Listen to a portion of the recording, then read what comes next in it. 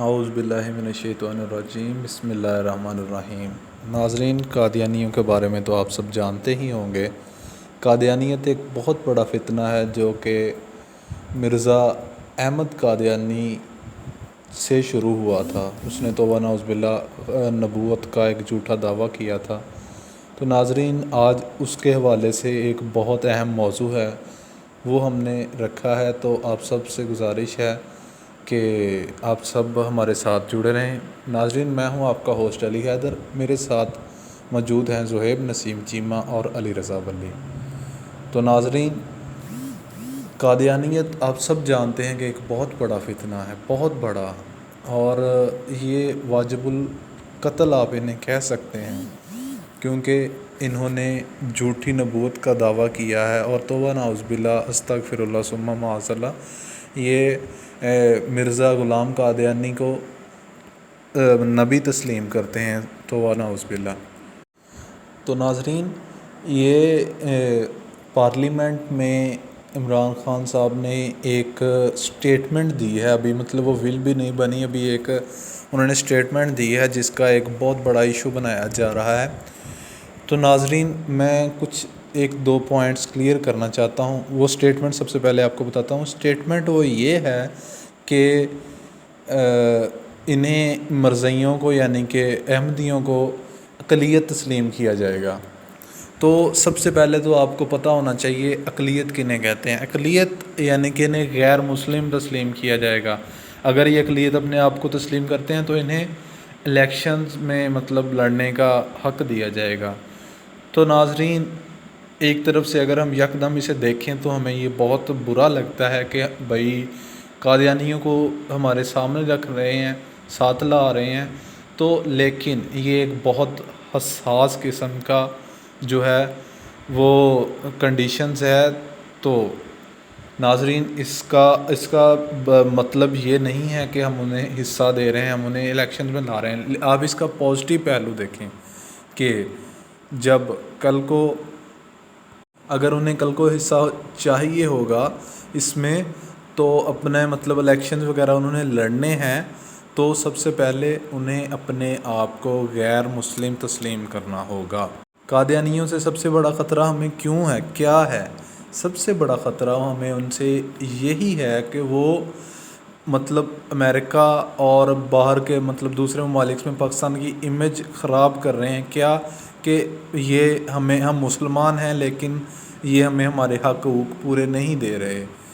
تو لیکن ناظرین، اسی امیج کو بہتر کرنے کے لیے یہ قدم اٹھایا جا رہا ہے۔ میرے خیال میں یہ اسی کے لیے قدم اٹھایا جا رہا ہے کہ اگر وہ کہیں گے ہمیں یہ حقوق نہیں دے رہے، تو ہم انہیں یہ حقوق دے رہے ہیں، لیکن انہیں سب سے پہلے تسلیم کیا کرنا ہوگا کہ ہم غیر مسلم ہیں، مطلب اقلیت انہیں اپنے آپ کو ثابت کرنا ہوگا، جو وہ نہیں کر پائیں گے۔ اور اگر وہ کرتے ہیں تو سب سے بڑا فائدہ اس میں ہمارا ہے، وہ یہ ہے کہ وہ کھل کے عوام کے اور ان کا چہرہ دوسرے لوگوں کے سامنے کھل کر آ جائے گا۔ دوسرے لوگوں سے مراد دوسرے ممالک کے سامنے ان کا چہرہ کھل کے سامنے آ جائے گا۔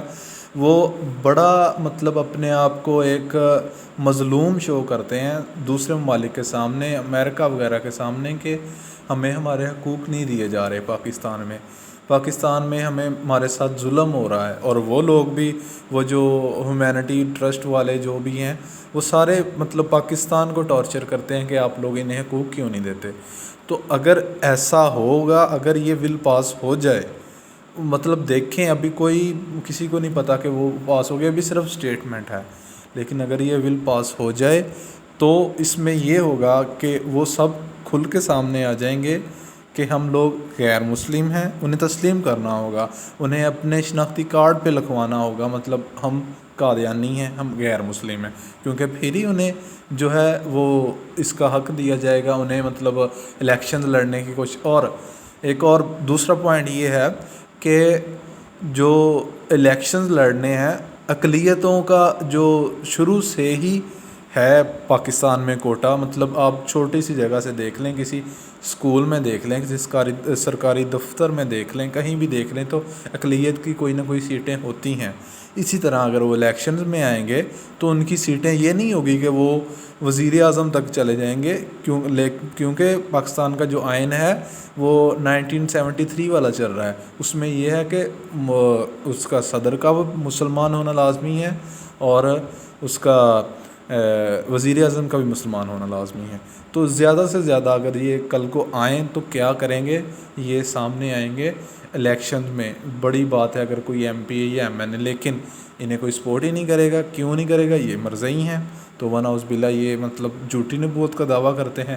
اور پھر یہ پاکستان کا جو ایک ایکٹ ہے 298 پینل کوڈ میں یہ ایکٹ پاس ہوا ہے 298 یا 293 سی ہے، اس کے مطابق یہ ہے کہ اگر یہ اپنے آپ کو مسلمان کہتے ہیں یا اپنی مسجدوں کو یہ مسلمانوں مطلب مسجد کہیں اپنی عبادت گاہوں کو، یا مسلمانوں کا طرز عمل اپنائیں، تو ان کا مطلب سزا جو ہے انہیں پھانسی ہے، انہیں موت کی سزا دی جائے، تو تب تو یہ نہیں کر سکیں گے، اپنے آپ کو مسلمان ہی نہیں کہہ سکیں گے۔ تو بھائی میرے بھائیوں، آپ سب سے یہ میری ہمبل ریکویسٹ، ایک بہت گزارش ہے کہ یہ ایک بہت حساس معاملہ ہے، آپ لوگ اسے ہوا نہ دیں کہ یہ آگ کی طرح پھیلے لوگوں کا مطلب نبوت کے نام پہ۔ ہمارا تو عقیدہ ہے کہ لوگ بہت ہی جلدی مطلب وہ کیا اسے کہتے ہیں بگولا ہو جاتے ہیں بہت جلدی۔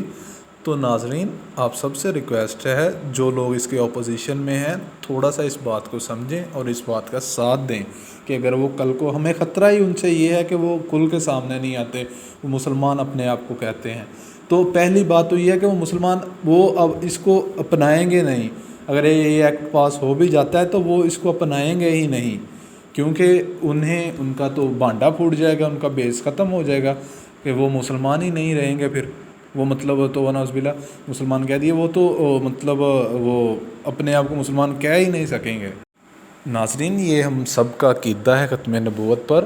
اس بات کو ختم نبوت کا جو لیڈر ہیں، سربراہ ہیں، انہوں نے بھی تسلیم کیا ہے کہ یہ بات غلط نہیں ہے، یہ مطلب ایکٹ ٹھیک ہے لیکن عوام اسے دوسری طرف لے کے جا رہی ہے۔ تو ناظرین، سب سے پہلے ہم ہی سامنے آئیں گے، اگر کوئی ختم نبوت پر کوئی بھی چھیڑ چھاڑ ہو تو ہم سب سے پہلے آئیں گے، ہماری گردنیں ہمیشہ کے لیے سلامت ہیں، ہم انشاءاللہ اپنی گردنیں اپنی جانوں کا نذرانہ دیں گے۔ تو ناظرین، آپ سب سے ریکویسٹ ہے، اگر آپ سب کو یہ میری ویڈیو اچھی لگے تو آپ سب کومنٹ میں ضرور بتائیے گا نیچے، میرے چینل کو سبسکرائب کریں اور ہم اس کا دوسرا پارٹ بنائیں گے انشاءاللہ۔ آپ سب سے ریکویسٹ ہے کہ آپ اس کا دوسرا پارٹ لازمی دیکھیے گا، وہ ان کے کفری عقائد پر ہوگا، وہ ان کی اصلیت سامنے لائیں گے۔ تو آپ سب سے ریکویسٹ ہے، تھینک یو سو مچ۔